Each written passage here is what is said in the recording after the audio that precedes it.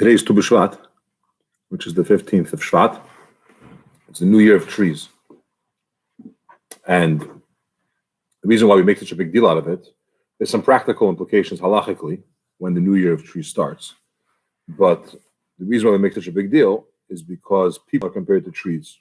In many ways, we have a lot of similarities. Trees have their roots strong in the ground. We also very much are in tune with our roots, where we come from and how it impacts us. The fact that a tree goes higher and higher, and it's the idea of constantly growing. That's the person. We have to have that mindset. We have the aspect of ourselves that we bear fruit like trees. Fruits are children, fruits are our good deeds, things that we've accomplished. And the point of the tree is that it should bear fruit. The point of a person is that we should bear some kind of results. Hopefully both children and good deeds, good accomplishments, and so on. But in the mimer that we're learning today, which is the mimer in the Parsha of the week, Mishalach, he also talks about growing, more specifically planting. There's a pasuk which we discussed yesterday, and that's when it talks about Hashem putting the Yidden in exile. We use a term, the pasuk uses a term, I planted her in the land. You could have said I placed, you could have said I sent. Planting, it means something very specific, because the goal in planting always is you want to produce much more than you put in. You don't just want to give one for one. You put in one seed, you hope to get a very big yield. He uses three different examples. You have a seed that grows, and your goal here is to get some kind of increase in what you put in. The second example is wheat. That wheat you put in, you plant a certain section of land, and you hope it'll be much more than you actually put down. Or when you put a twig, and that's the third example, you put a twig into the ground, it's one twig. But if everything goes right, with God's help, it's going to grow into a tree that'll have many twigs, many branches, many leaves and fruits and so on, all from one. So Hashem placing us into Golos in Egypt, and in general, every single exile that we're in, there's a point, there's a purpose. And the purpose is that we should be able to produce much more than we started with. What's the produce? So we have two worlds. There's a revealed world and a concealed world. We live in the revealed world. In the revealed in the sense that how we operate and what meets the eye it's revealed. You get up in the morning, you do your thing, you see, you connect with what's revealed. There's another world, which is a concealed world. And the difference between these two worlds, there are many differences, but one of the differences is that in the concealed world, the creations, angels and so on, they're dedicated to Hashem completely, selflessly. They don't have what's called in Chassidus yesh, ego, or constant sense of self. It's all about me and so on. There's Hashem. I recognize that I'm nothing compared to Him. At different levels of nothingness, I am nothing is also a problem, because that I am is a problem. But different levels, but the concept is that I'm dedicated and I realize that it's all about Hashem, not about me. That's in the concealed world. In the revealed world that we live in, you don't have any of that bittul, nullification to Hashem. You look around and everyone feels, generally speaking, that it's all about me. If I work very, very hard, I'll be successful. If I have talents and skills, then I have it made for me. If someone accomplished a lot or earned a lot, he says, yeah, look how great I am. Look what I managed to do. It's because of the makeup of the world and various different things. But if you analyze it, so you have a world that doesn't have a lot of godliness in a very tangible way. Typical guy in the street, whatever. If you go to a good school, supposedly, and if you have a good resume, you'll get a good job. And you get a good job, you make a good living. And basically, I have certain steps I have to take. You don't feel, or you have to work hard to find that Hashem is actually leading you. The goal of going into Golos, of being planted, is that we bring some of the feeling of that world, the concealed world, into the revealed world. That person wakes up in the morning and he says, it's not only about my work, of course I have to do my part, but it's about Hashem. And it's about Hashem making it happen. I could make all the calls in the world and get zero sales, right? Hashem is making it happen. I could have all these ideas and try very, very hard and fail miserably, right? How many examples are there of failures and everything lined up? but it's designed in a way that you don't feel it, you don't see it. It looks like the more I do, the more I'll accomplish. So that doesn't lead to bittul. Our living in this, being in Golos and being planted in Golos, is to bring out more godliness into the world in a very felt way. It should be seen. So every place that we were in, like Egypt, for example, Egypt now knows or knew that there's a God. Jewish people lived in a place, and by the time we left, the Egyptians, even Pare said, now I know there's a God. There's some kind of benefit. On a basic level, we say that through living all over the world, we brought converts to the Jewish people, Geirim. Even though we don't look to bring converts, it's not what Judaism does, but it is possible. And the reality is that throughout history, you do have converts. Some of the greatest sages come from converts, like Rabbi Akiva and the Meir and so on. But by being planted all over the world, you brought more godliness, you brought more spirituality, more holiness into the world. But now, in the next section of the Maimer, he takes it even further, and he says, let's look at the properties of how planting works. How does a seed actually produce? Okay, so a seed, you put it in the ground, you have to cover it with earth. And then the seed starts to decay, to rot, to spoil. And then after it goes through that process of being ruined and unusable, then it starts to sprout into whatever fruit or tree, plant you're trying to grow. What does this mean? A seed on its own does not have the properties to grow. It doesn't have the growing energy.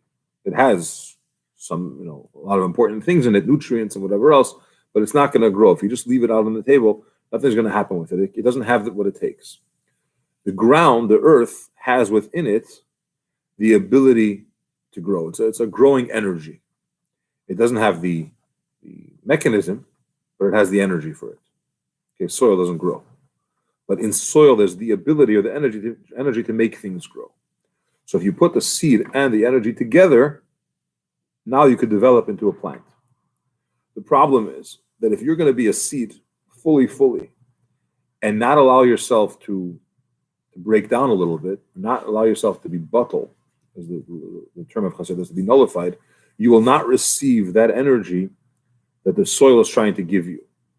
Because you're closed. That's it. I am the greatest, and I am the ultimate, and I have it's me. You can't take anything from the ground. So the process of rotting, decaying, spoiling, is the concept that the seed is starting to be nullified to the ground, to the earth, and it's allowing itself to receive the ability to grow. And then it develops, and then it sprouts, and so on and so forth. Make sense? Okay. Now, to understand this, we said that let's look at a fruit. The fruit is made up of two parts. You have the klipa, the shell around it, and you have the fruit inside. Of course, the fruit is the goal, the shell is just a protector. Make sure it doesn't get ruined or allowing it to grow and so on. Some cases, even the shell is edible, but let's talk about the cases that it's not, like a nut. Okay, in most situations, the shell around the nut is thrown out, it's hazardous. Okay? But the source of where the shell gets its energy from is from a level that's greater than where the fruit gets its energy from. Even though down here, if you put the two side and side together, one is going to give you life and energy and sustenance, and the other one is dangerous. You can't eat it. But that's right here. But if you go deeper, the shell comes from a much greater place. And we tried to explain this yesterday. I want to use a different way to explain it. He says in the Maimer that let's compare Jewish people. When I say Jewish people, I mean those that believe in God, and idol worshippers. Okay, go back 2,000 years, 3,000 years, and you have nations of the world, most nations of the world believe in idols. They take a rock, a piece of gold, whatever it is, and they say, this is God. They believe that there's a God above these gods in many instances, but they're giving a lot of power, and they believe there are other powers in this world, gods that have the ability to do stuff. Hashem sustains both. He sustains those that believe in him, which makes sense. You believe in him, he sustains you. And then he sustains those that believe in idols and that are not in any case, in any way, behaving properly. Okay? Which doesn't make sense if you think about it. If you're God and you're all about godliness, so why are you giving a life to those people that are against you?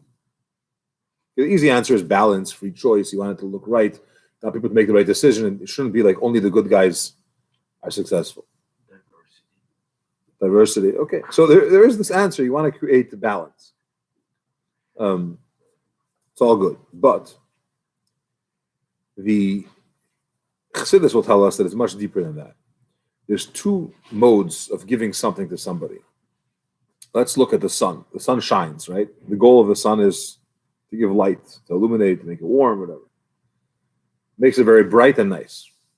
But the sun is going to shine everywhere equally. It doesn't care if this is a beautiful palace that you want to illuminate or it's a garbage dump. Now, if your goal is to make it light and pretty and show people how nice it is, why would you shine on the garbage? That does the opposite effect. Right? So the answer is, of course, the sun doesn't have any decision. This is where I want to shine. This is where I don't want to shine. If it's open, the sun is going to shine. The sun is, by definition, it's light and it just shines. Whatever's on the receiving end receives. If it's good, it receives. If it's bad, it receives. Right? It just gives. In a similar fashion, Hashem gives life to the world. Hashem is life. He's kindness. And he gives kindness to the world. And it doesn't matter if you're good, if you're bad, you'll have, now there's punishment, of course, and there's certain consequences, but on a general level, before you get to judgment, there is life that's flowing. Okay? If you're a good person, you want to give to others. If you give to others because of a calculation, because they deserve it, they believe in me, or they're furthering my mission, my agenda, and then you give them, that's not the ultimate kindness. That's calculated giving. Not because you want to give, it's because it's beneficial for you. It makes sense according to your plans that you should give. So Hashem gives everyone. It doesn't matter if they believe in idols, or they go against Hashem, He will sustain them. The problem is this is a very, it's called in Chassidus makif. It's a very, that's what I'm looking for, external way of giving. It's not connecting so much, right? The sun just gives. The sun doesn't care who's on the other side. If it's a plant, it'll grow. If it's something else, it'll burn. If it's something, it doesn't matter. It's just giving, right? You're not connecting with the receiver. It's not an internal type of relationship or internal type of giving that you're in tune with what that person or that thing needs. It's just giving because you're a giver. But then you have the people that believe in Hashem, and they denounce idol worship, and they're sacrificing whatever else in order to do that correctly. Hashem gives them also, but He gives them in a calculated way. So on the one hand, it's a minus, because how much you deserve, what are you going to get, how will you get, it's true. But at the same time, the energy and the powers, the blessings that you're getting are not just here, take, because it's pouring, so you put your hand out, you take whatever you want. It's giving you exactly what you need, and it's in Chassidus, it's called pnimius. It's from the internal part of myself. It's from Hashem's level that's actually specific and measured. This creation gets this, that creation gets that. Another example Chassidus brings is the neshama in the body, right? The neshama sustains the body. The difference between a living being and a not living being is that the neshama is not there, okay, in an active sense. So the neshama makes the body alive. It doesn't matter if it's an eye that has to see or if it's a foot that has to walk. Life, period. Equally everywhere. That's a general energy. But then there's another level of energy which is much more specific. And that's the energy that says, okay, the eye needs a different type of energy than the finger because it has to be able to see. The ear has to have the ability to hear. So we're changing up the amount of energy that the neshama is giving to this level, to this limb, to that part of the body, and so on. It's not equal everywhere at all. The same thing is in the world. Hashem sustains the world in two modes. In the makif way or the soiviv way, which that is, everyone gets life. The sun is shining. Good, bad, it's here. The other mode, at the same time, is specific. Which mode is greater? The specific is greater because it allows those limbs to function. It allows those things to actually operate in what's going on. So, in order to understand this idea of planting, that you have the outer and the inner, right? You have the shell, which is bad, and you have the inner, which is good. The shell is, right now, it's negative, but the fruit is positive. You have two energies in general. The energy from where the shell comes from is really much greater, because it's unlimited, than the energy that's in the fruit. For example, we said the person that gives doesn't calculate, doesn't care, just receive, right? That's true giving. The second level of giving, it's a better type of energy because it's specific to you, and Hashem is connecting with you and not just But it's comes from a lower level. It's not from the level of giving. It's from the level of, okay, you're a Yid. I want to give Yidden. I'm giving a certain type, and so on. So it's not exactly what meets the eye. Back to the original thing. Planting produces something. And the more you plant, the goal of the planting is that it should produce much more than you put in. Hashem placed us all over the world that we should produce much more in a way of planting, but in a focused way. Not in a way that everyone makes an impression in some way, right? Just the fact that you are. Hashem says, I want to connect with you in a way that's a pneumistic connection, an internal connection directly to you. But in order to accomplish that, you have to have that bittul, you have to have that, lose that ego, like the seed. In order to grow, you have to be able to absorb. The way to absorb is when a person realizes and thinks about more and more that the world is created by Hashem for a purpose, and He's in charge, and it's not me. He davens with that, and he learns with that, and he reflects on that. That allows him to receive all these other energies in an internal way to actually operate. Or else it could be a shell, and you'll have high levels, maybe even higher than the Yid gets.